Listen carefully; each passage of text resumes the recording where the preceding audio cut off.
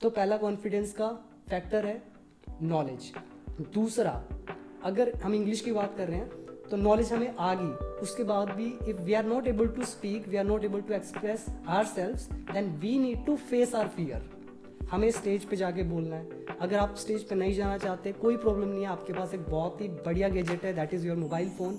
You can stand in front of your mobile and start recording your self, speak something every day, talk about your daily routine. तो उससे क्या होगा, आपका confidence बढ़ेगा। जब ma'am ने कहा भी मोहम्मद अफजल नदीम, तो मैम कहती 0 number, Mohammad Afzal Nadeem Simri Bakhtiyarpur aeronautical engineer from Bihar, कि इन विच से स्टार्ट हो रहा है और इट इज़ पे ख़त्म हो रहा है। जहाँ की मैं सोच रहा था वो क्लास में फर्स्ट आएगा, वो तो 0 लेकर आया। भाई ये तो ठीक है, सस्पेंस मत छोड़ो सर, ये बताओ वो पास हुआ इंजीनियरिंग में कि नहीं? और कुछ ऐसे ऐसे कॉलेज के स्टूडेंट्स से मैं उनसे पूछता हूँ कॉलेज की स्पेलिंग क्या होती है। आप भी कमेंट सेक्शन में कर दीजिएगा कॉलेज की स्पेलिंग क्या होती है। बहुत लोग कर देना भाई आज। ग्रेजुएशन किए हुए लोग भी कॉलेज की स्पेलिंग गलत लिखते हैं। नमस्कार दोस्तों, मैं हूं संदीप मिश्रा और मेरे पॉडकास्ट चैनल में आपका स्वागत है एक और नई वीडियो के साथ, एक और नए पॉडकास्ट के साथ। सबसे पहले मैं स्वागत करना चाहूँगा अंकुश इंसान जी का, जो हमारे साथ हैं आज। दोस्तों, आज का टॉपिक बहुत ही खास है। आज का जो टॉपिक है वो इंग्लिश के ऊपर है कि इंग्लिश क्यों ज़रूरी है ना। और जैसे कि आपको पता है कि इंग्लिश बोलने के लिए लोगों में कॉन्फिडेंस का बहुत बड़ा मेन अहम रोल रहता है, और वो भी कैसे बूस्टअप किया जा सकता है। और कई लोग इंग्लिश बोल ही नहीं पाते हैं, वो बहुत कोशिश करते हैं ना, सीख भी लेते हैं, सीखने के बाद काफ़ी 6 महीने क्लास लगाते हैं, 1 साल क्लास करते हैं, उसके बाद भी बोल नहीं पाते हैं। तो आज ना हमारे साथ जो एक्सपर्ट हैं वो बताएंगे आपको कि कैसे इस चीज़ से आप ओवरकम कर सकते हो, उसको फियर जो इंग्लिश का रहता है ना, वो कैसे आप ओवरकम कर सकते हो। तो नमस्कार सर, आपका बहुत बहुत स्वागत है मेरे चैनल पे। थैंक यू संदीप भाई for having me here. So it's a great opportunity for me. और मैं कोशिश करूंगा कि अपने स्टूडेंट्स को या जो भी देखने वाले हैं उनके लिए मैं अपनी जो 10 साल का एक्सपीरियंस है उसके अकॉर्डिंग अच्छे टिप्स दे सकूं, so that they can learn something from this podcast. जी बिल्कुल, शुरुआत तो हम करेंगे कि इंग्लिश पहले ज़रूरी क्यों है। इंग्लिश वही जो सबसे मेन मुद्दा रहता है कि इंग्लिश क्यों ज़रूरी है, क्योंकि इंग्लिश आज के टाइम में आप कहीं भी चले जाओ, है ना, एक स्टैंडर्ड लैंग्वेज बन चुकी है। देखो, वैसे तो सभी व्यूअर्स जानते होंगे कि इंग्लिश क्यों ज़रूरी है, फिर भी मैं मोटा मोटा बता देता हूँ। सबसे पहले तो स्कूल से शुरू करते हैं। अगर कोई भी स्कूल जाता है तो आप देखो सारे के सारे सब्जेक्ट्स हमारे इंग्लिश में हैं। और सबसे हैरानी की बात ये कि हम लोग +2 कर लेते हैं, कॉलेज कर लेते हैं और 12 से 15 साल तक इंग्लिश पढ़ते हैं, लेकिन फिर भी हमें डू डज इनका यूज़ तक नहीं पता है कि कैसे होता है। तो बहुत हैरानी की बात है। तो इसीलिए तो इंग्लिश सीखना चाहिए सबसे पहले अपने एकेडमिक्स के लिए। कॉलेज में जाते हो तो कॉलेज में अगर आपको नॉलेज नहीं है तो आप लिखोगे क्या एग्ज़ाम में, चाहे आपको सब्जेक्टिव नॉलेज कितनी भी हो, आप कितने भी एक्सपर्ट हो अपने सब्जेक्ट में, लेकिन अगर खुद को एक्सप्रेस करना नहीं आ रहा है, क्योंकि आपको अपने आंसर्स इंग्लिश में ही लिखने पड़ते हैं, तो आप क्या करेंगे? तो आपकी नॉलेज वेस्ट हो जाएगी, आपको लो ग्रेड्स मिलेंगे। ठीक है, फिर उस जो लो ग्रेड्स मिलेंगे उसकी वजह से पूरी लाइफ आपको बहुत सारी डिफ़िकल्टीज़ का सामना करना पड़ेगा, इंटरव्यू के दौरान या फिर लाइफ में जो भी उससे रिलेटेड चीज़ें होंगी। ठीक है, इसके अलावा अगर आपको बिजनेस करना है तो उसके लिए तो इंग्लिश मैंडेटरी लैंग्वेज है। नो डाउट कि हिंदी से भी हम अपना बिजनेस बढ़ा सकते हैं, लेकिन अगर आपको out of country reach out करना है, बहुत सारे लोगों को अपनी सर्विसेज को, अपने प्रोडक्ट्स को throughout the world spread करना है, then you need to learn this language. So इस लैंग्वेज को एक टूल मान के चलें। अगर टूल मान के चलेंगे तो आपको डेफिनेटली ये लैंग्वेज बहुत बेनिफिट देगी। तो लैंग्वेज मान के चलिएगा, इसको एक सब्जेक्ट मत मान के चलिएगा। अगर सब्जेक्ट मान के चलेंगे तो हमेशा परेशान होंगे। और बाकी बहुत सारे आप जानते हैं आर्टिफिशियल इंटेलिजेंस है, वो भी अभी फ़िलहाल इंग्लिश लैंग्वेज ही ज़्यादातर हम उसमें यूज़ करते हैं। और बहुत सारी चीज़ें हैं, बाकी मुझे बताने की ज़रूरत नहीं है, आपको सब पता है कि कहाँ कहाँ इंग्लिश यूज़ होती है। जी बिल्कुल सर। तो पहले अब सीखने की बात कर ही रहे हैं तो मैं आपसे जानना चाहूँगा कि टेंसेस की मेन रोल आता है, टेंसेस का। क्या टेंसेस ज़रूरी है इंग्लिश सीखने के लिए बेसिकली? और जो ये 10-15 दिन और 30 दिन में इंग्लिश सिखा देंगे, ये सब चीज़ें हैं, क्या ये किस हद तक ये सही है और किस हद तक आपको लगता है कि ये होना चाहिए? देखो संदीप भाई, मेरे को क्या लगता है कि बहुत सारे ऐसे लोग हैं जो यूट्यूब पे आके, ठीक है, सिर्फ अपने आप को प्रमोट करने के लिए ये बोलते हैं कि भाई टेंसेस सीखने की जरूरत नहीं है अगर आपको इंग्लिश बोलना है। लेकिन रियलिटी ये है, आप अगर टेंस नाम छुपा दोगे और टेंस को कुछ किसी और नाम से बोलने लगेंगे तो टेंस का काम तो नहीं रुकेगा। हम टेंस में क्या सिखाते हैं, do, does, is, am, are, did, has, have, इनको यूज़ कैसे करना है, हम उसको टेंस कह के सिखा देते हैं। आप उसका नाम चेंज करके दूसरों को ये दिखाते हैं कि भाई ये कुछ अलग ही चीज़ है, लेकिन जब अंदर जाके देखते हैं तो वो टेंस ही होते हैं। सो टेंस एक फाउंडेशन है। अगर आपको 10 फ्लोर बनाने हैं ना, तो उसकी जो पहले वाला फ्लोर होगा उसकी जो फाउंडेशन है उसको बहुत मजबूत रखना पड़ेगा। आप देखिएगा कि टेंसेस जो है ना, एक्टिव एंड पैसिव वॉइस, लगभग आपकी 60 to 70% इंग्लिश को कवर करते हैं। तो टेंस क्यों इंपॉर्टेंट नहीं है? डेफिनेटली इंपॉर्टेंट है। अब चाहे आप उसको टेंस बोल के स्प्रेड करो या कुछ किसी और नाम से स्प्रेड करो, आफ्टर ऑल सीखना तो पड़ेगा ही। सो ये मिसकॉन्सेप्शन अगर आपके माइंड में है कि टेंस के बिना आप इंग्लिश को सीख लेंगे, तो ऐसा नहीं होगा। नाम चेंज करने से कुछ नहीं होता। पानी बोल लो, ठीक है, वाटर बोल लो, आप बोल लो, नीर बोल लो, कुछ भी बोल लो, फंक्शन तो वो वैसे ही करेगा। वैसे ही इंग्लिश को कुछ भी बोल लो, इंग्लिश के जो फंडामेंटल्स है, बेसिक्स हैं, वो तो वैसे ही काम करेंगे।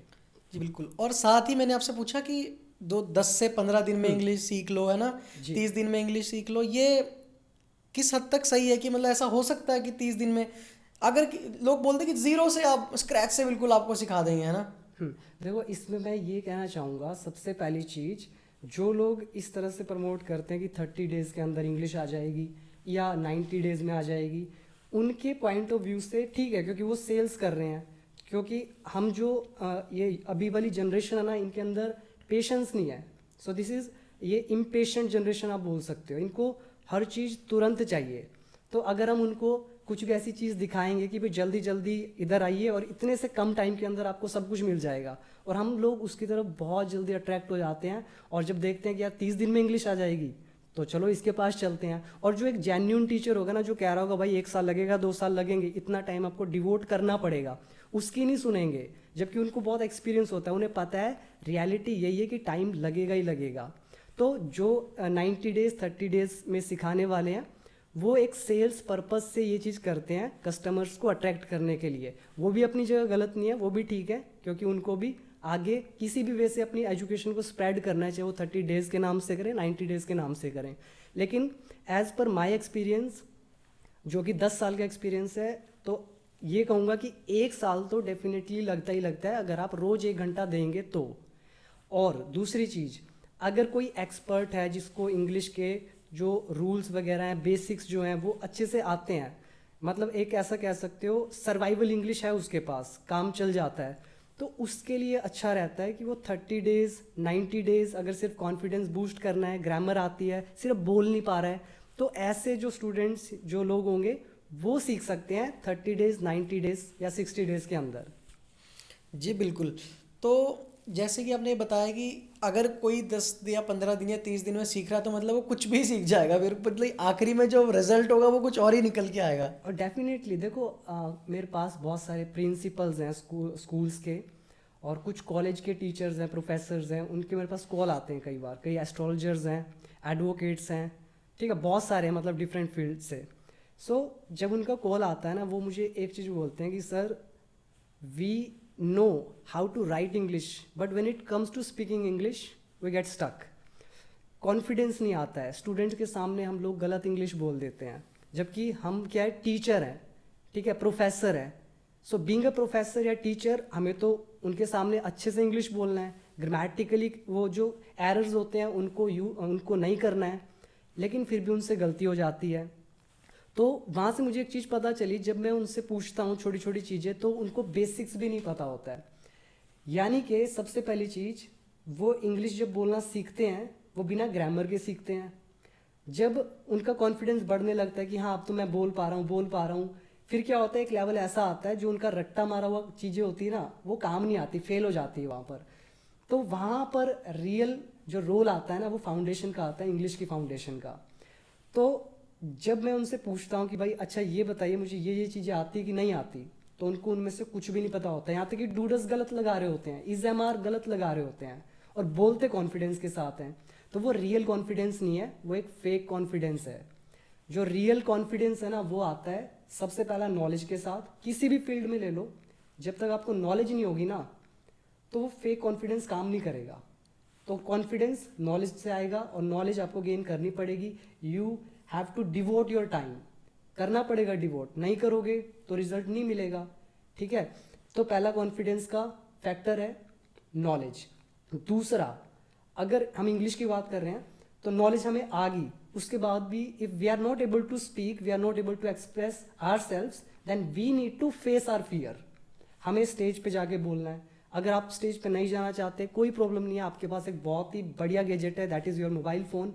You can stand in front of your mobile and start recording your self, speak something every day, talk about your daily routine. तो उससे क्या होगा, आपका कॉन्फिडेंस बढ़ेगा। जब आपकी ग्रामर ठीक है, क्योंकि फाउंडेशन आप अच्छी कर चुके हो, फिर आप अपने आप को रिकॉर्ड कर रहे हो, उसमें अपनी गलतियां देख रहे हो, मैं कहाँ कहाँ पे गलती कर रहा हूँ, अच्छा मैंने यहाँ पे टोन कम करनी थी, टोन ज़्यादा यूज़ करनी थी, या फिर ये वर्ड मैंने गलत यूज़ किया, यहाँ पे इज़ नहीं यहाँ पे आर आना चाहिए था। इस तरह से जब आप एनालाइज करोगे ना, तो कॉन्फिडेंस अपने आप बढ़ेगा। तो बस दो ही चीज़ें हैं, नॉलेज और उसके बाद जिस चीज़ से डर लग रहा है, ठीक है, बोलने से ही डर लगता है, तो उसका सामना करो। सामना नहीं करोगे तो वहीं पे रह जाओगे जहाँ पर हो। So if you want to grow, you need to confront your fear. So this is the only thing that you need to know. जी बिल्कुल। सर एक चीज़ और जानना चाहूँगा, एक एरोनॉटिकल इंजीनियर कैसे मतलब एक इंग्लिश का टीचर बन गया, एक इंजीनियरिंग का स्टूडेंट बाद में। मानता हूँ इंजीनियर्स अपनी फील्ड से अलग काम करते हैं, मैं खुद एक इंजीनियर हूँ तो मैं किसी और फील्ड में जा चुका हूँ, बट आपके जर्नी के बारे में मैं कुछ जानना चाहूँगा। कैसे शुरुआती दिनों में आपको भी इंग्लिश में दिक्कत थी, या कैसे आप इस चीज़ के अंदर घुसे, जरा एक बार वो भी बताओ। और कोई फ़नी मोमेंट्स अगर आपके साथ सीखते हुए कुछ हुए हैं तो वो भी ज़रूर शेयर करिए। हाँ संदीप भाई, बहुत सारी ऐसी चीज़ें हैं, बताऊंगा भी बहुत। मतलब कॉलेज के ऐसे इंसिडेंट्स हैं जिसमें बहुत ऐसी ऐसी घटनाएं हुई हैं इंग्लिश को लेकर, बड़ी हंसी भी आती है उसको जब मैं याद करता हूँ। तो अभी आपके साथ भी शेयर करता हूँ। तो सबसे पहली चीज़, बहुत लोगों को पता नहीं होगा, I am an aeronautical engineer, ठीक है। तो 2014 में मैंने एरोनॉटिकल इंजीनियरिंग की, और NAL national aerospace laboratory Bangalore, वहाँ पे मैंने ट्रेनिंग की थी 6 मंथ्स, ठीक है। तो उसके बाद हुआ क्या, फिर मैंने अपनी फील्ड को चेंज किया, और इसके पीछे भी बहुत बड़ी स्टोरी है, बताऊंगा तो 2 घंटे 3 घंटे भी लग जाएंगे, बट कट शॉर्ट करता हूँ उसको। तो मेरा जो ये इंग्लिश और एरोनॉटिकल इंजीनियर का जो लिंक है ना, वो ये है कि मैंने चुना एरोनॉटिकल इंजीनियरिंग को, लेकिन बोलते हैं ना कि आप Destiny। काम की तलाश नहीं करते, काम आपकी तलाश करता। तो इंग्लिश ने मेरी तलाश कर ली, तो फिर मैं इसमें प्रोफेशनली फिर इसके अंदर आ ही गया फील्ड में, और 10 साल हो गए मुझे पढ़ा रहा हूँ। बहुत सारे स्टूडेंट्स हैं मेरे यूट्यूब चैनल पे, प्लस 5 लाख, अभी 5.5 लाख शायद होने वाले हैं, और ऑफलाइन भी बहुत सारे स्टूडेंट्स पढ़ते हैं। अगर मैं एक इंजीनियर बनता तो देश को सिर्फ एक इंजीनियर मिलता, लेकिन फिर मुझे लगा कि नहीं यार, एक इंजीनियर नहीं, हमें ऐसे ऐसे बहुत अच्छे लोग क्रिएट करने हैं। तो वो पॉसिबल था एक टीचर बन के। सो मैं इंग्लिश का टीचर बना, और इंग्लिश टीचर बनने के बाद इतने सारे स्टूडेंट्स को पढ़ाया, और फिर उनका जो एकेडमिक्स है, उनके जो लाइफ में जो इंग्लिश की नीड है, वो जो सारी उनकी जितनी भी चीज़ें हैं वो फुलफिल होती चली जा रही हैं because of the English language, ठीक है। और पहली चीज़, मेरा इंग्लिश में टच आया कैसे, जब मैंने 10वीं करी, when I was in 10th, means exam हो गए थे फाइनल, तो हम 2-3 महीने की छुट्टी मिलती है सभी को। तो उस टाइम मैंने सोचा यार इंग्लिश सीखते हैं, थोड़ा छुट्टी है, अभी कुछ करना तो है नहीं, पूरा दिन क्रिकेट तो खेल नहीं सकते। फिर मैं 1 महीना ट्यूशन लगा। तो पहली बार था कि मैं वहाँ पे ट्यूशन लगा, नहीं मैं ज़िंदगी में कभी ट्यूशन नहीं पढ़ा। तो वहाँ पर एक टीचर थे, वो पढ़ाते थे, लेकिन दिन में 5 या 10 सेंटेंस कराते थे, गप्पे ज़्यादा होती थी। फिर मैंने छोड़ दिया, मैं कहा यार ऐसे तो वो सीख ही नहीं सकते। उसके बाद फिर क्या हुआ, मैंने घर पे ही सीखना शुरू करा। रैपिडेक्स बुक वगैरह मैंने ली, पर देखा यार उसमें तो कुछ भी नहीं है, रट्टा मारना पड़ेगा। रैपिडेक्स बुक की भी एक बहुत अच्छी स्टोरी है, कभी फिर शेयर करेंगे। तो हुआ क्या, मैंने धीरे धीरे करके यूट्यूब पे उस टाइम बहुत सारे टीचर्स थे भी नहीं, इक्का दुक्का कोई था, या फिर मैं गूगल सर्च वगैरह करता था, वहाँ से धीरे धीरे करके सीखता गया। और आपको बताता हूँ कि +1 में मैंने शुरू किया था इंग्लिश को सीखना, +1 के स्टार्टिंग में धीरे धीरे करता गया। +1 में उतना टाइम मैं डिवोट नहीं कर सका, +2 में जाके मैंने काफ़ी ज़्यादा टाइम दिया। और +2 में मैं नॉन मेडिकल का भी स्टूडेंट हूँ, तो 84% मेरे आए थे नॉन मेडिकल में, नहीं इंजीनियरिंग में 84% थे, +2 के अंदर 76% थे नॉन मेडिकल में। और ये जो +1 था उसके अंदर मेरे काफ़ी कम थे मार्क्स, 50-55 के आसपास होंगे परसेंट, और 10th में 66% थे। तो ये all of a sudden jump कैसे हुआ? 10th में 66, उसके बाद +2 में 76, कॉलेज में 84। This is because of the English language. मेरे को साइंस, मैथ्स, एसएसटी समझ आते थे। पेपर में मुझे लगता था यार मैं लिख तो रहा हूँ, लेकिन मैडम वगैरह नंबर नहीं देते। जब इंग्लिश को सीख लिया ना, तब समझ में आया कि यार हम ही ऐसे थे, हमें ही लगता था कि यार हम तो सही लिख रहे हैं, मैडम नंबर नहीं देते। लेकिन रियलिटी तो ये थी कि हम लोग अपने आप को एक्सप्रेस ही नहीं कर पा रहे थे। हमारे पास एग्जाम्स में लिखने के लिए राइट वर्ड ही नहीं था कि कैसे एक्सप्रेस करें। बहुत चीज़ों के मतलब नहीं पता थे। और टू बी फ्रैंक, +2 में +1 में जाकर मुझे पता चला डू और डज होता क्या है। सोचो हमारा एजुकेशन सिस्टम क्या सिखा रहा है। 10-12 साल हम लोग स्कूल में पढ़ते हैं, उसके अंदर होता क्या है? स्टोरीज पढ़ रहे हैं, क्वेश्चन आंसर्स रट्टे मार रहे हैं। उसके बावजूद भी, इंग्लिश मीडियम स्कूल में पढ़ने के बावजूद भी 10-12 साल में डू डज का यूज़ नहीं हमें पता। और आज भी मेरे को इतने सारे कॉलेज के स्टूडेंट्स मिलते हैं जिनको डू और डज का यूज़ तक नहीं पता। वो क्या कर रहे हैं, जहाँ पे इज एम आर लगाना वहाँ शुड के सेंटेंस लगा रहे हैं, जहाँ शुड लगाना वहाँ कैन लगा रहे हैं। तो कहाँ से उन्हें जॉब मिलेगी? कहाँ से वो अपने आप को एकेडमिक्स में एक्सेल कर पाएंगे? तो ये सारी चीज़ें जब मैं देख रहा था ना, नोटिस कर रहा था, तो मुझे लगा यार नहीं, इंग्लिश मेरे लिए तो ज़रूरी है ही है। पहले मैंने खुद पे काम किया, फिर मेरे को लगा यार दूसरों को भी ये नॉलेज बांटनी है। तो धीरे धीरे बांटता गया, लोग जुड़ते गए और आज बहुत सारे लोग सीख रहे हैं। और एक बहुत अच्छा इंसिडेंट आपको बताता हूँ, आपको हंसी भी बहुत आएगी। दोस्त था मेरा एक कॉलेज में, नाम था अफजल नदीम। तो बिहार से था वो। तो हुआ क्या, उसका नाम हमने एक बहुत बड़ा करके रखा था। नाम बता देता हूँ पहले, Mohammad Afzal Nadeem Simri Bakhtiyarpur aeronautical engineer from Bihar. तो यार ये तो रेलगाड़ी का नाम लग रहा है। तो बताता हूँ ये हुआ कैसे था। जब मेरा एडमिशन हुआ कॉलेज के अंदर, उसमें हमारा फर्स्ट ईयर था, फर्स्ट सेमेस्टर, उसका फर्स्ट एमएसटी, फर्स्ट एग्ज़ाम, ठीक है, जो कॉलेज के अंदर होता है, इंटरनल कह सकते हो एग्ज़ाम। तो मैं तो एक नॉर्मल स्टूडेंट था। हुआ क्या, हमारा एग्ज़ाम चल रहा है, पहला एग्ज़ाम, बड़ी एक्साइटमेंट की, चलो देखते हैं कि कैसे कैसे बच्चे हमारी क्लास में पढ़ने वाले। तो 3 घंटे का एग्ज़ाम था और मैं बैठ गया, 1.5 घंटे में मेरा एग्ज़ाम हो गया कंप्लीट। तो जो जो पूछा सब लिख दिया। फिर मैं आराम से बैठ गया, क्योंकि हमें 3 घंटे से पहले जाने नहीं देते थे बाहर। तो मैं देख रहा हूँ हर बच्चे को कि यार कमाल है यार, सभी लिख ही जा रहे हैं और बड़े इंटेलिजेंट बच्चे हैं, बड़ी नॉलेज है इन लोगों को, और जबकि मैं 1.5 घंटे में करके बैठा हूँ पेपर। फिर क्या हुआ, जैसे जैसे टाइम गया, बच्चे धीरे धीरे पेपर करते रहे, कईयों का फिनिश हो गया। लेकिन एक स्टूडेंट था उसमें, मेरा दोस्त अफजल नदीम। तो वो लिखता जा रहा है, मैडम से शीटें मांग रहे हैं, मैम शीट। और मैं देख रहा हूँ हैरान, यार इतनी शीट, इतना मतलब बड़ा इंटेलिजेंट है, क्लास में सबसे इंटेलिजेंट मुझे लगा वो। तो मैं कहा बहुत अच्छी बात है। फिर क्या हुआ, एग्ज़ाम हो गया। तो फिर आया रिज़ल्ट का दिन, 1 हफ्ते के बाद। तो हमारा एक सब्जेक्ट था FCPIT कंप्यूटर का। तो उसमें क्या हुआ, मैडम आए क्लास में और हमें पेपर देने लगे, नंबर दे रहे थे, हमें बता रहे थे। तो मैम ने सबके नंबर बताए, 20 के 60 मार्क्स का एग्ज़ाम था, कि 20 के 54, इसके 30, इसके 23, इस तरह से चल रहा था। तो मेरा आया, तो मेरे उसमें 92% आ गए, ठीक है, तो मैं खुश। फिर मेरे को एक हैरानी हुई, क्योंकि मुझे मैम ने बोला भी हमारी क्लास में फ़र्स्ट ये लड़का आया है। मैं हैरान कि यार आज तक ज़िंदगी में कभी फर्स्ट नहीं आया, मैं आप फर्स्ट कैसे आ गया? जबकि मैंने तो 1.5 घंटे में पेपर कर दिया, बाकी सारे 3-3 घंटे तक लगे हुए हैं, एक्स्ट्रा शीट्स ले रहे हैं, मैंने एक्स्ट्रा शीट्स भी नहीं ली। फिर मैं फर्स्ट कैसे आ गया? क्योंकि मैं तो पिन पॉइंट आंसर लिखता हूँ। फिर मेरे को हैरानी हुई कि यार अफजल का क्या हुआ? मैं कहा वो इतनी सारी शीट, उसका क्या हुआ? तो फिर मैम जो थे, तो मैम बोलते अफजल नदीम।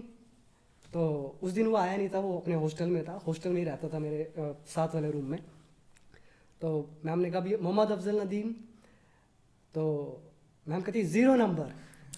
मैं हैरान, मैं कहा 0 नंबर? मैं कहा नहीं यार कुछ गड़बड़ हुई है, ऐसा हो ही नहीं सकता, मैं एग्ज़ाम हॉल में बैठा था, 0 कैसे आ सकते हैं? मैं कहा मैं मैम से पेपर मांगता हूँ और देखता हूँ कि क्या चक्कर है।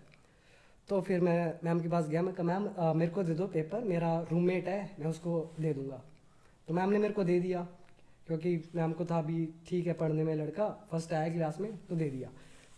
फिर मैंने उसका पेपर खोला और फिर उसमें क्या देखा, हर आंसर में, हर आंसर स्टार्ट हुआ इन विच से, इन विच खत्म हुआ इट इज पर।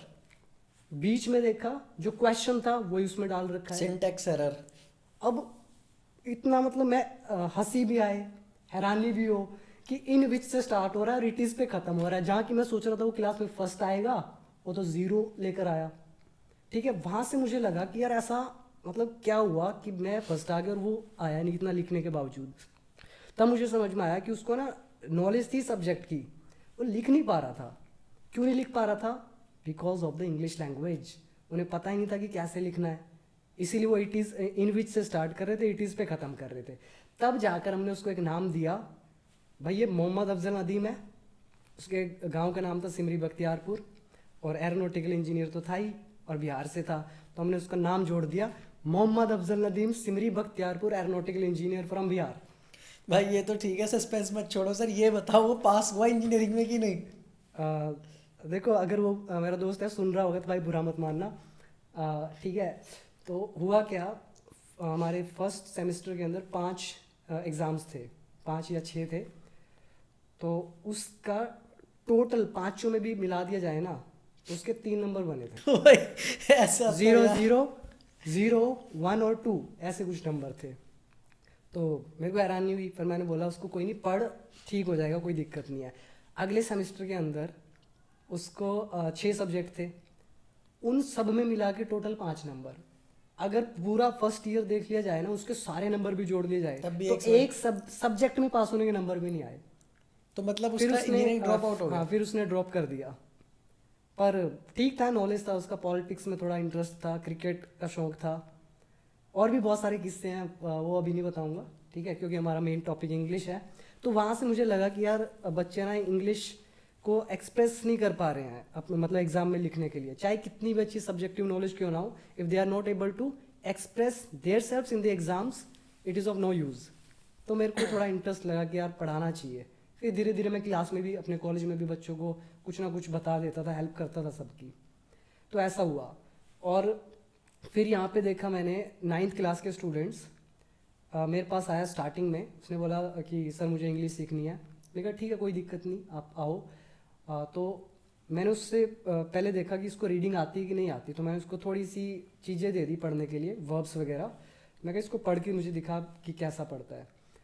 वो पढ़ रहा है जाना टू जो, गो को पढ़ रहा है जो। मैं हैरान, मैं क्या यार जो, मैं कहा गो भी नहीं पढ़ना आ रहा इनको। फिर आगे एक वर्ड था टच, वो उसको पढ़ रहा है टुच। मैं हैरान, मैं कहा यार 9th 10th क्लास के स्टूडेंट्स हैं और इतना भी नहीं पता। और कुछ ऐसे ऐसे कॉलेज के स्टूडेंट्स हैं, मैं उनसे पूछता हूँ कॉलेज की स्पेलिंग क्या होती है, आप भी कमेंट सेक्शन में कर दीजिएगा कॉलेज की स्पेलिंग क्या होती है। बहुत लोग कर गलत लिखते हैं, देना भाई आज। ग्रेजुएशन किए हुए लोग भी कॉलेज की स्पेलिंग गलत लिखते हैं। तो ऐसा जब मैं देखता हूँ ना तो मुझे लगा यार ठीक है कोई बात नहीं, नहीं आता, नॉलेज नहीं है, कोई बात नहीं, पढ़ेंगे, इम्प्रूव करेंगे, जो स्कूल्स ने नहीं सिखाया वो अब सीखेंगे। आफ्टर ऑल करना तो खुद ही को पड़ेगा, कोई आपको करके नहीं देगा। तो ऐसे धीरे धीरे करते करते इंग्लिश का टच आता गया। बहुत सारे फ़नी इंसिडेंट्स भी हुए, और भी बहुत सारे फ़नी इंसिडेंट्स हैं। पाकिस्तान से है कुछ, जम्मू से है वो, बड़े उनकी भाषा ऐसे कुछ होती है कि सर मुझे आपका बुक चाहिए। जम्मू वाले बोलते हैं कि सर मुझे आपका बुक चाहिए। मैं बोला ठीक है सर आपको मिल जाएगा, कोई दिक्कत नहीं है, आप बताओ कितना चाहिए। कहता सर मुझे 3 बुक चाहिए। मैं कहा ठीक है 3 बुक ले लेना। कहता नहीं सर मुझे 10 बुक चाहिए। ऐसे करते करते कहता नहीं सर मुझे 50 बुक चाहिए। मैं बोला पहले जाके आराम से डिसाइड करके फिर बात करना। मन तो करता है कि कुछ बोल दे, लेकिन फिर मैं कहा छोड़ो यार कोई दिक्कत नहीं। ऐसे बहुत केस आते हैं, हंसी भी आती है, तरस भी आता है कि यार क्या कर रहे हैं students. Right right right. So एक क्वेश्चन मेरा और है कि आपका जो इन्वायरमेंट रहता है ना, आपकी जो संगत रहती है, आपका फ्रेंड, आपका बैकग्राउंड, आपका फैमिली बैकग्राउंड कितना इम्पोर्टेंस रखता है, कितना रोल है इसका, कितना इम्पोर्टेंट रोल है आपके इंग्लिश सीखने में? आपका इंग्लिश का इन्वायरमेंट आपके लिए होना ज़रूरी है, या फिर आप वैसे ही सीख सकते हो? जैसे मान लीजिए हम लोग मिडिल क्लास फैमिली से, तो हमारे घरों में उतनी ज़्यादा इंग्लिश नहीं बोली जाती है। ज़रूरी नहीं है कि मिडिल क्लास में ऐसा होता है, बट सम टाइम माँ बाप अगर उतने पढ़े लिखे नहीं हैं या फिर भाई बहन उतने पढ़े लिखे नहीं हैं, आपकी सोसाइटी ऐसी है कि आप गांव में रहते हो, है ना, तो वहाँ पे जब आप डील करते हो इंग्लिश से और आप सीखना शुरू करते हो, क्या क्या परेशानियाँ सीख आती हैं और क्या ये कितना इंपॉर्टेंट रोल निभाता है? ओके, बहुत अच्छा क्वेश्चन है, क्योंकि बहुत सारे स्टूडेंट्स के माइंड में ऐसे डाउट भी रहते हैं कि हमें सर इन्वायरमेंट नहीं मिलता तो किसके साथ बात करें। तो देखो, सबसे पहली चीज़ आप ये जान लो, एनवायरमेंट का मतलब ये नहीं है कि आपके आसपास में लोग हों। एनवायरमेंट आपका बुक के थ्रू भी हो सकता है, अगर आप अच्छी बुक्स से सराउंड करते हैं खुद को, ठीक है, तो बुक से बातें करो, वो आपको बहुत नॉलेज देगी। वीडियोज़ हैं, आप वीडियोज़ वॉच करो। आपको तो इंग्लिश का एनवायरनमेंट चाहिए ना, ताकि आप 24 घंटे इंग्लिश को सुन सकें। वीडियोज़ इंग्लिश की लगाओ, कार्टून, स्पेशली कार्टून्स, ठीक है, बहुत अच्छा कार्टून है एक सुफंडी, सर्च कर लेना, संदीप भाई नाम दे देगा नीचे, सुफंडी, ठीक है, वो अच्छे कार्टून है, मतलब देखना आपको मज़ा आएगा, हंसी भी आएगी, इंग्लिश भी इंप्रूव होगी। तो क्या है, इन्वायरमेंट वीडियोज़ के थ्रू क्रिएट होगा। दूसरा, आप जो इंग्लिश की बुक्स पढ़ेंगे, अपने स्कूल कॉलेजेस की बुक्स पढ़ेंगे, इंग्लिश मीडियम में होंगी, वो पढ़ो, वो भी एक तरह का इन्वायरमेंट है। तीसरी चीज़, आपका मोबाइल फ़ोन, ये और भी ज़्यादा अच्छी इन्वायरमेंट है आपके लिए, क्योंकि आपको बात करने के लिए कोई चाहिए ना, आप अपने फ़ोन से बात करो। क्यों? अगर आप किसी दोस्त के साथ बात करोगे तो वो आपको कमियां निकालेगा उसमें कि भाई तू गलत बोल रहा है, तेरे बस की नहीं है इंग्लिश लैंग्वेज। फ़ोन आपका दोस्त है, फ़ोन से बात करो, फ़ोन आपकी गलती भी आपको बताएगा और ताने भी नहीं मारेगा। तो कितना अच्छा इन्वायरमेंट है। ये तो बात अगर सही है। मेरे को देखोगे तो आज तक, ठीक है, 10 साल पढ़ाते हुए भी हो गए, और जब मैं सीख रहा था उस समय से लेके आज की तारीख तक, आज भी मेरा एक भी दोस्त आसपास का इंग्लिश नहीं बोलता है। मेरे आसपास के पड़ोसी जितने हैं, नेबर्स हैं, इंग्लिश नहीं बोलते हैं। तो मैंने कैसे सीख लिया इंग्लिश को? तो ये सब बहाने हैं कि हमें कोई ऐसा व्यक्ति नहीं मिलता जिसके साथ हम बात कर सकें। द थिंग इज़ दैट कि आपके अंदर क्यूरियोसिटी कितनी है किसी चीज़ को सीखने की। अगर आपके अंदर क्यूरियोसिटी है तो आप अपने आप एनवायरनमेंट क्रिएट करेंगे। मेरे पास तो कुछ भी नहीं था, मैं तो विदाउट टीचर गूगल की हेल्प ले लेकर बहुत स्ट्रगल कर करके मैं इंग्लिश को सीख गया, और आज मुझे इंग्लिश बोलना पड़े किसी के सामने, कोई दिक्कत की बात नहीं है, ठीक है। सो इस चीज़ को पहले तो दिमाग से निकाल दो कि लोग आपको चाहिए। दूसरी चीज़, आप अपना एनवायरनमेंट बुक्स के साथ बनाएं, वीडियोस के साथ बनाएं। अच्छी वीडियोस देखो, मूवीज़ नहीं देखनी मत देखो। मैंने आज तक नहीं देखी और आज भी नहीं देखता हूँ मूवीज़। जिनको अमेरिका जाना है, ब्रिटेन जाना है, वो मूवीज़ देखें, उनको उसका एक्सेंट सीखना पड़ेगा, वो देखें।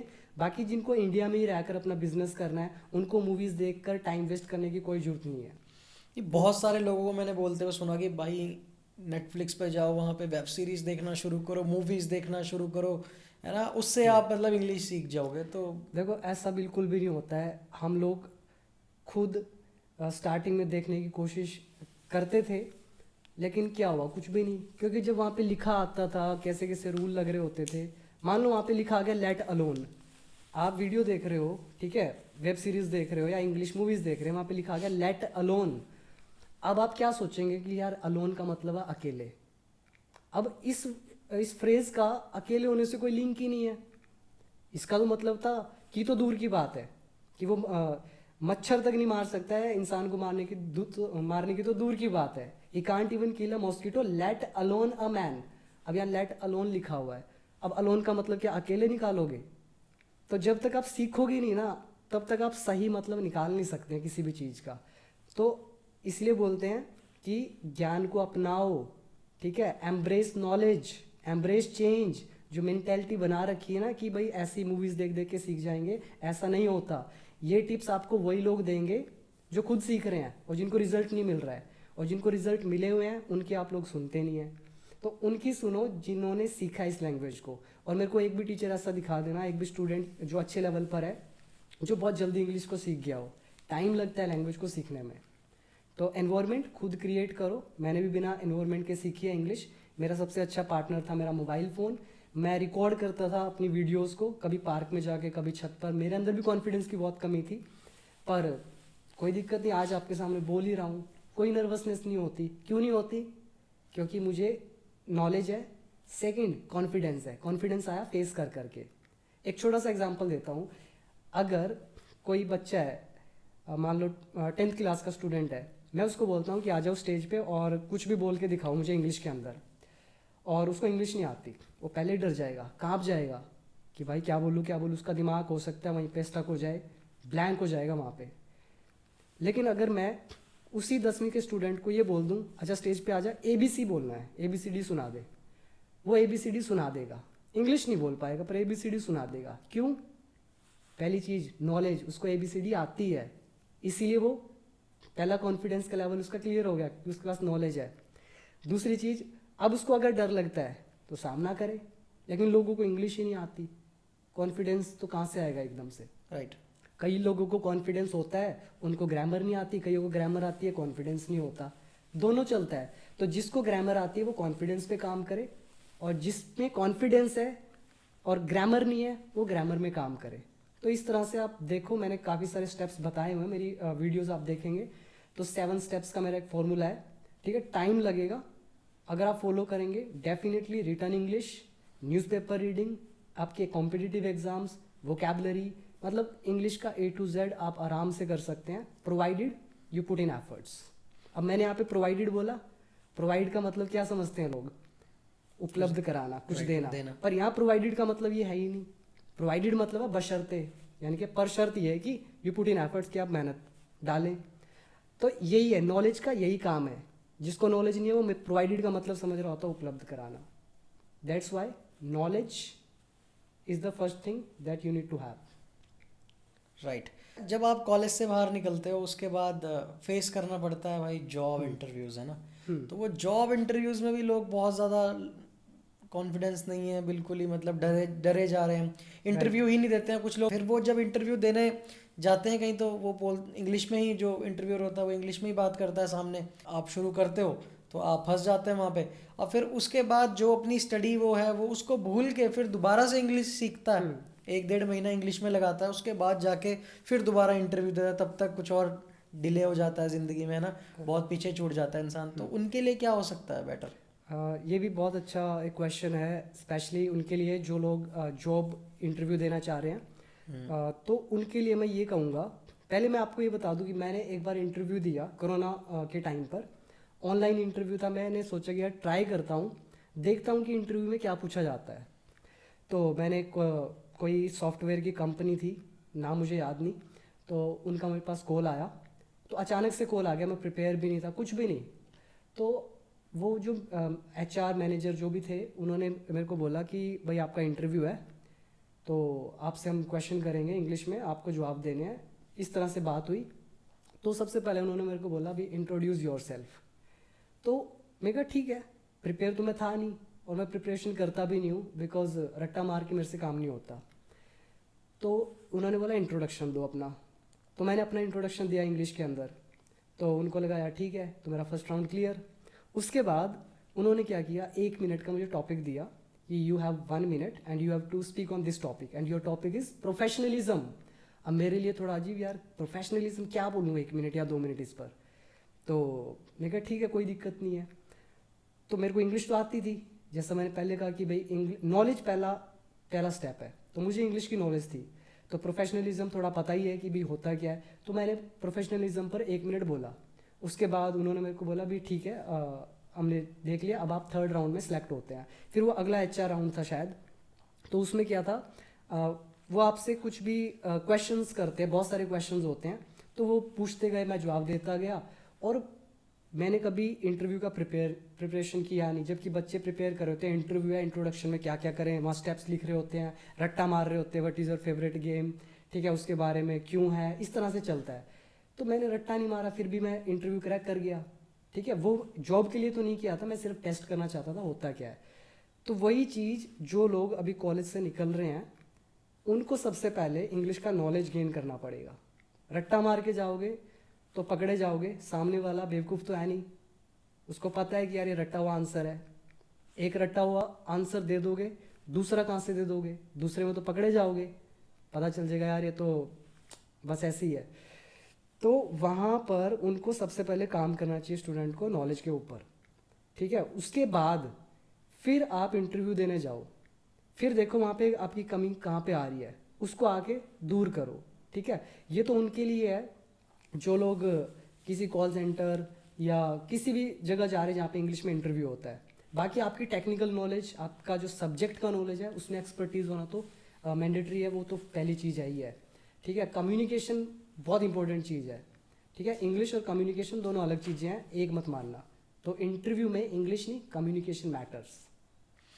राइट। और वोकेबलरी, अगर सवाल उठाया जाए वोकेबलरी पे, तो वोकेबलरी बहुत मेन रोल निभाती है। अगर आपके पास वोकेबलरी नहीं है तो आप क्या बोलोगे ना, अगर आपको आती भी और वोकेबलरी नहीं है। हाँ संदीप भाई, ये वोकेबलरी तो देखो बहुत इंपॉर्टेंट है। जैसे जो मेरे स्टूडेंट्स हैं उनको सबसे पहले मैं 2100 यानी कि 2000 से ज़्यादा वर्ड्स जो बेसिक लेवल के हैं, इंग्लिश में सबसे ज़्यादा यूज़ होने वाले, वो मैं उनको बोलता हूँ कि ये सीखो। उनको मैं PDF प्रोवाइड करता हूँ, बुक प्रोवाइड करता हूँ, वीडियोस बना बना कर उनको दे रखी है कि आप सबसे पहले ये सीखें। वो नहीं आएगा तब तक हाई लेवल की वोकेबलरी वैसे भी नहीं आएगी।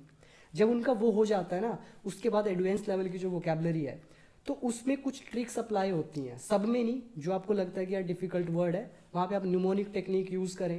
एक एग्जांपल देता हूँ, जैसे मान लो मॉर्बिड, MORBID, मॉर्बिड। अब मैं कह रहा हूँ मॉर्बिड का मतलब बताओ। अब बहुत लोगों को पता नहीं होगा, 99% को शायद पता भी ना हो, किसी को पता हो तो ज़रूर बताइएगा। अब मान लो ये मुझे वर्ड याद करना है, अब मेरे को याद नहीं हो रहा है सिंपली, तो मैं क्या करूँगा, इसको एसोसिएट करूँगा किसी न किसी इमेज के साथ। अब इसमें आ रहा है मोर और बिड। मोर मतलब ज़्यादा, BID बिड, बीडी, बीडी होती है पीने वाली, उसको मैं लिंक कर देता हूँ मोर बिड, मोर बीडी। अगर आप मोर बीडी, ज़्यादा बीडी पियेंगे तो आपके लिए क्या होगी, हानिकारक। तो मोर बिड का मतलब क्या हो गया, हानिकारक। तो कितना आसान वे है। ठीक है, राइट। तो ये इसी तरह से वोकेबलरी सीखनी चाहिए। तो आप ये कुछ टेक्निक्स आपने खुद ये बनाई हैं और आप इससे अपने स्टूडेंट्स को हाँ, नहीं मैंने vocabulary तो नहीं सिखाते बनाई, हैं। ये हमेशा से चलती आ रही हैं, आदिकाल से चलती आ रही है। हमारे जो बहुत सारे मंत्र देखे होंगे, गायत्री मंत्र है, हनुमान चालीसा है, उनके अंदर भी न्यूमोनिक टेक्निक्स फिट हैं, अगर आप उसको ध्यान से समझो तो। Right right right. और भी बहुत सारे वर्ड है। मान लो आपको इस किसी वर्ड को एसोसिएट नहीं करना है, क्योंकि सारे वर्ड को तो आप एसोसिएट करेंगे नहीं, और कितने याद रखोगे ऐसे करके, है ना। कुछ कुछ को याद कर ले अच्छे से। जैसे एसिमिलेट वर्ड है, थोड़ा हाई लेवल है, एसिमिलेट। अब हिंदी में बोलते हैं आत्मसात करना, यानी कि पूरा अपनी आत्मा में उस चीज़ को बसा लेना। अब मैं बोलता हूँ एसिमिलेट दीज वर्ड्स, इन सारे शब्दों को आत्मसात करें, मतलब अपनी आत्मा में बसा लें। अब इसके बाद उसको रिपीट करते चले, रिपीट रिपीट रिपीट रिपीट। जितना रिपीट करेंगे ना, उतना आप उस वर्ड को यूज़ करने के काबिल बनेंगे। यूज़ नहीं करेंगे, याद करके छोड़ देंगे, तो फिर याद करना ही क्यों है। ठीक है, तो रेपिटिशन बहुत ज़रूरी है। ये मैंने अपने 7 स्टेप्स में बताया भी है। 7th स्टेप जो आता है उसमें रेपिटिशन का बहुत बड़ा रोल है। चाहे स्पोर्ट्स खेलो, एजुकेशन हो या कोई भी फील्ड हो, रेपिटिशन इज़ द की। आपने बुक्स भी लिखी हैं इंग्लिश की, आप जो आप अपने स्टूडेंट्स को भी देते हैं, और आपके कोर्सेज भी हैं, और आपका यूट्यूब चैनल भी है, उसके भी 5 लाख प्लस सब्सक्राइबर्स जो हैं उसके ऊपर हो चुके हैं। काफ़ी बड़ी यूट्यूब फैमिली है आपके पास। वो कैसे स्टार्ट हुआ, और यूट्यूब ही क्यों चुना आपने?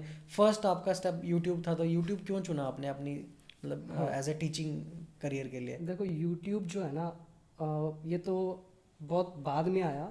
जब मैं कॉलेज में था, मेरा एक्चुअली क्या है ना, इंग्लिश और एरोनॉटिकल इंजीनियरिंग और एक स्पोर्ट्स है फेंसिंग, तलवारबाजी, ये लिंक्ड है। क्योंकि मैंने 10 साल फेंसिंग खेली है, स्पोर्ट्स खेला है, तो मैं उसके अंदर कुछ अच्छा करना चाहता था, ओलंपिक्स में जाना था, इंडिया को रिप्रेजेंट करना था।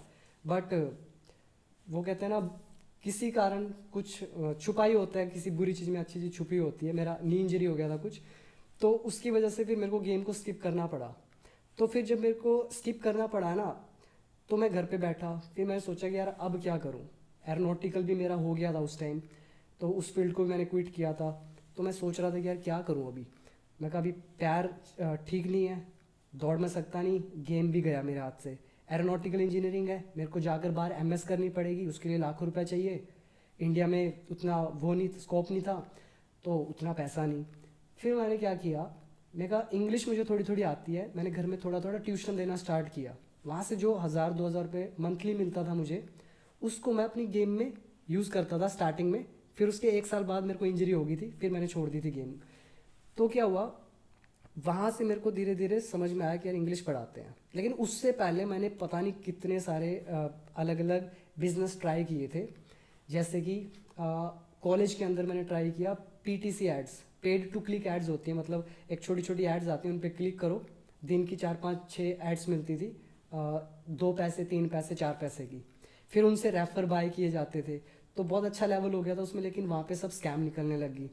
उसके बाद मैंने एक और होती है गेट पेड टू, वेबसाइट्स होती है गेट पेड टू, उसमें टास्क वगैरह मिलते हैं, वो किया। वहाँ पर भी बहुत सारी स्कैम्स।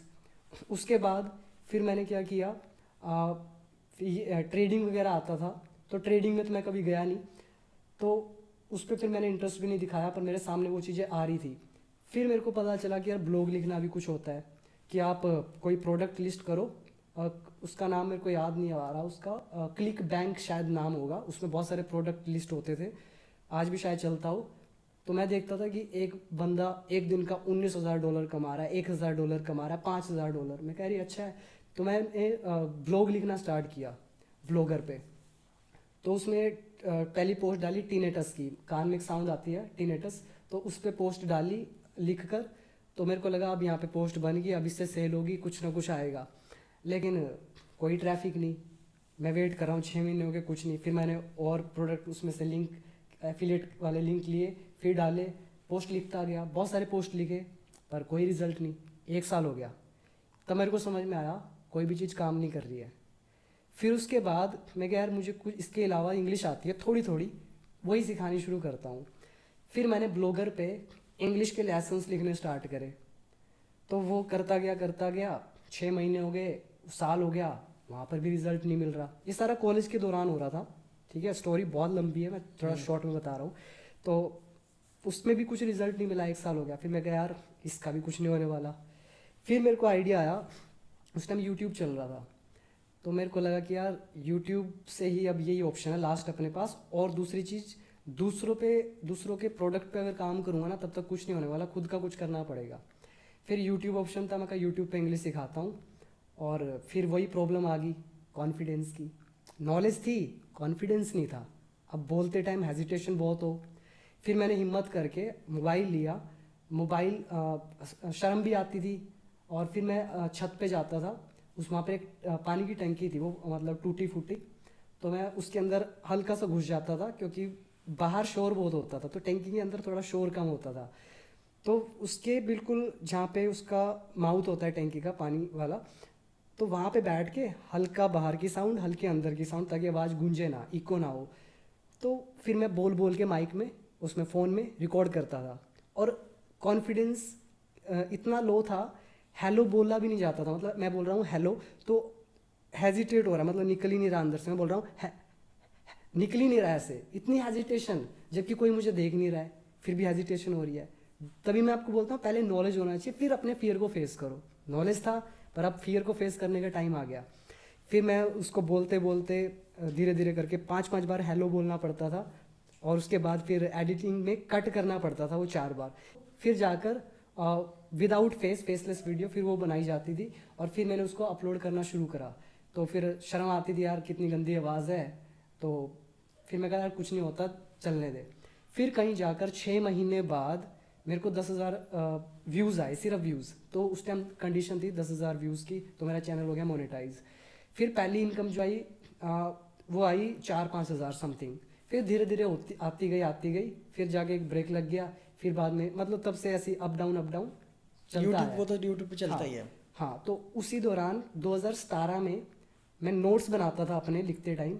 नोट्स लिखते लिखते लिखते, क्योंकि बच्चों को पढ़ाने में मुश्किल ही होती थी, तो उनको सेंटेंस लिखवाना माइंड में सोच सोच के मुश्किल होता था। तो मैंने सोचा लिख के रख लेता हूँ सब कुछ, आराम से बच्चों को दे दूंगा, वो पढ़ लेंगे। तो मैं लिखता गया। तो बाद में समझ में आया कि यार ये तो बुक टाइप बन रहा है, और बुक लिखने का तो कोई इरादा भी नहीं था। फिर मैं कहा चलो देखी जाएगी, अभी नोट्स बना रहे हैं, नोट्स बनाते चलो। तो वो 700 800 900 पेज के मैंने लिख दिए। मैं कह रहे तो बुक बन गई। फिर मैंने सर्च करना शुरू करा कि कैसे पब्लिश करते हैं, क्या कुछ होता है प्रोसेस। फिर जाकर सारा प्रोसेस किया, और फिर जाके मैंने अपनी बुक प्रिंट कराई। उस पर भी बहुत बड़ी स्टोरी है कि कैसे ये सब हुआ। तो फिर जाकर वो बुक लिखी गई। फिर वो अभी आप अमेज़ोन पे भी देख सकते हैं, बिकम इंग्लिश चैम्पियन नाम से। उसके बाद फिर बच्चों को जो ऑफलाइन स्टूडेंट्स हैं उनको पढ़ा रहा था। पढ़ाते पढ़ाते बड़ी डिफ़िकल्टी आती है, क्योंकि सबको एक जैसा नहीं पढ़ाता, जिसका जैसा लेवल होता है उसको वैसे पढ़ाता हूँ। तो एक को पढ़ा रहा हूँ, तब तक दूसरा वेट कर रहा है, दूसरे को पढ़ा रहा हूँ, तीसरा वेट कर रहा है। फिर उसमें टाइम बहुत जाता था। मैंने सोचा कि यार कुछ ऐसे हिंदी के सेंटेंस रेडीमेड कर लेता हूँ, तो बच्चों को बस लेसन समझाऊंगा, दे दूंगा, उनका टाइम बचेगा हिंदी लिखने का, डायरेक्ट ट्रांसलेशन करेंगे। इस वजह से वर्क बुक्स लिखी गई। तो ऐसे करते करते मैंने टोटल अभी 8 बुक्स लिख दी हैं, जिसमें 4 पब्लिश हो चुकी हैं और अभी 4 पेंडिंग है, बनी पड़ी है, बट पैसा नहीं है, उसकी वजह से अभी नहीं करना, पेंडिंग रखेंगे उनको।